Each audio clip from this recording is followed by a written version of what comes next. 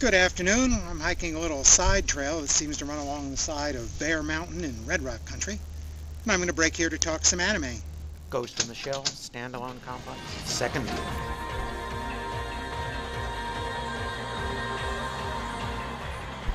Masamune Shiro's Ghost in the Shell cyberpunk manga spawned several futuristic anime, including 2 theatrical movies and 2 seasons of a standalone complex TV series. The second season of that TV series, also known as the second gig, followed a year after the first and came out about the same time as the second Ghost in the Shell movie, Innocence, was released. And it's that second TV season that I want to talk about today. It was made by the same creative team as the first season and features pretty much the same characters, the secret and elite Japanese security team of Section 9. If you're not familiar with their field leader, Major Kusanagi, Agents Bato and Togusa, Section Head Aramaki, and their colleagues, check out one of my earlier discussions. A single plot runs through all 26 episodes of the second season. Following World Wars III and IV, Japan needed to do a lot of rebuilding, and Southeast Asia had a lot of displaced refugees. Japan welcomed these Asian refugees to work on reconstruction as cheap labor.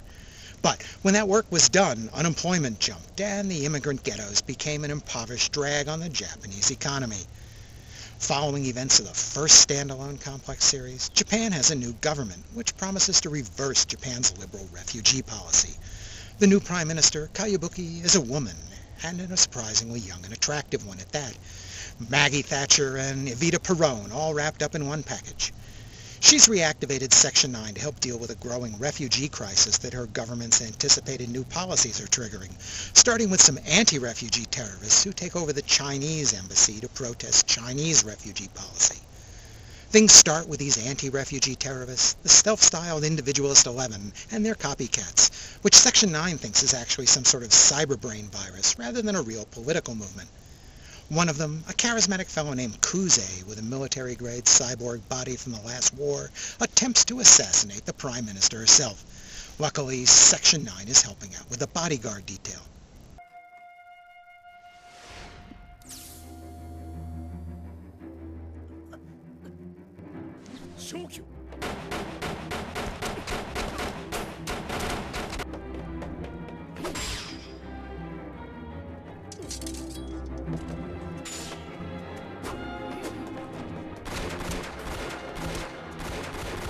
Sometime later, a dozen of these so-called individualists assemble on a skyscraper rooftop for an unusual act of public protest. The one who apparently didn't get the memo on color coordination is that Kuze fellow again. He's also not with the program in other ways. In fact, he eventually turns about and becomes the leader of the pro-refugee movement, opposing Japan's new refugee policies by attempting to win independence for their enclave, and he rises to become a major character in the story. Other characters will describe him as charismatic and cool, but I'm not sure the anime manages to show exactly why that's true. It must be something in his cyberbrain. On the other side of the political spectrum is Goda, the Machiavellian head of Japan's Cabinet Intelligence Service. He and the Cabinet Secretary have their own political agenda, more radical than the Prime Minister's, and escalating tension between the refugees and the government suits that plan. To that end, he'll try to manipulate Kuze and his followers and the refugees. He'll also do his best to get Section 9 out of the way of his plans, doing everything he can to distract them, to keep them too busy reacting to events to get out in front of them. This makes for an interesting, if complicated, story, with Goda and Kuze working towards opposite ends and trying to manipulate each other, with Section 9 caught in the middle.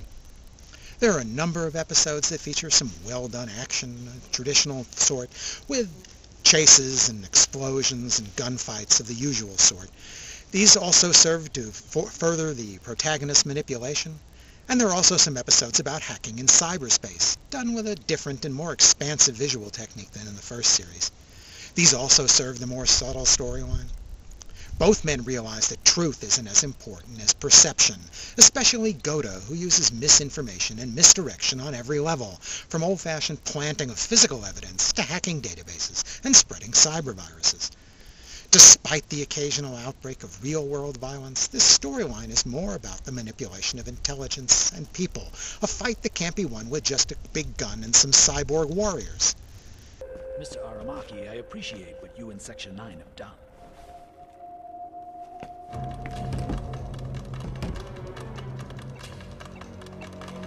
Hey!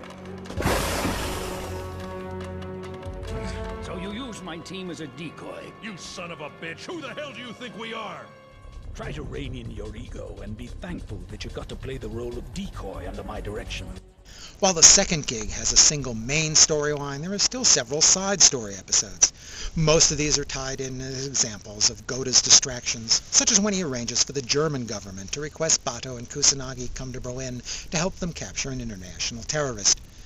The Major gets a mysterious cyber visit, part of her own past that will relate to the present story. There are also a few interesting episodes that flesh out the less heralded members of Section 9. Saito gets to tell a story of his first encounter with Major Kusanagi, told in such a way that when he's finished we can't be sure if it was really true. There's an interesting investigation into a possible terrorist who's an improbable cross between Walter Mitty and Travis Bickle.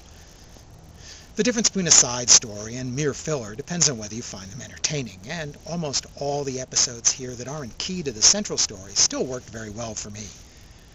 The second gig is from the same creative staff as the first. It's again directed by Kenji Kamiyama, who also served as head writer, and he has the same animation team from Production IG.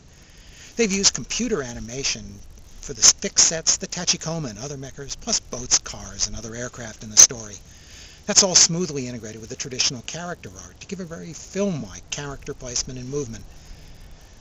The music is provided by Yoko Kanno, including a new opening piece. The style is noticeably different from the first series, going much more towards a percussive, jazzy beat.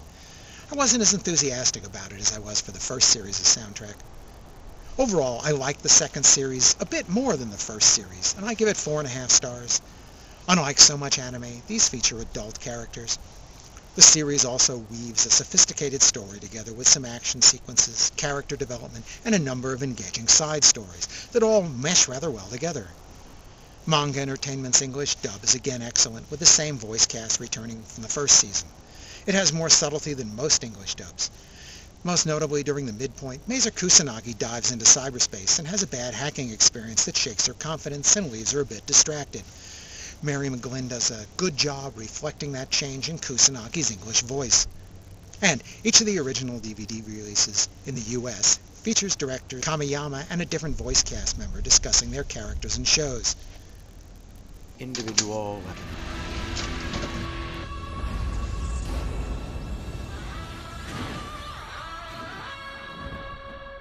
After the TV series ended, each season was edited into a 2.5-hour compilation movie. The second one became The Individual 11. This stripped the introduction and character spotlight stories from the series and concentrated strictly on the series' main plot by reusing animation from the series.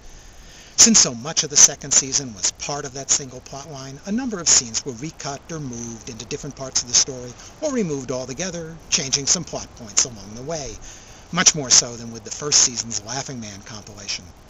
Both Japanese and English dialogue was redubbed to provide explanation for redacted scenes.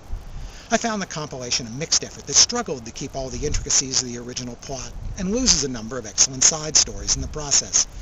The complete series used its expanded time very well, and even the unrelated side stories are worth the time to watch, so I recommend watching the whole 26 episodes rather than the Cliff's Note version. By the way, the second season of Standalone Complex also had a lot of references to other Ghost in the Shell and anime material. The very first episode has Major Kusanagi using her optical camouflage to disappear while jumping from a skyscraper rooftop, exactly mimicking the opening of the first Ghost in the Shell movie. The final scene in the last episode's denouement, complete with setting and dialogue, is lifted directly from the start of Shiro's original Ghost in the Shell manga. Major, I have a report stating that the supplementary budget passed. Right. I'm calling off our round-the-clock cherry blossom op. We're back on the jobs. Episode 9 puts Togusa into a confrontation with a suicide bomber that recalls Fusei's dilemma and Jinro.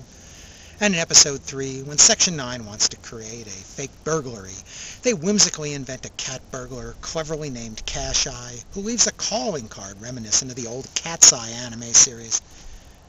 The plot itself echoes the second Patlabor movie, with a government official working both sides of a political dispute by secretly supporting a radical who he hopes will shake up Japan's government. Indeed, the credits list Patlabor director Oshii as the story creator. Thanks for watching.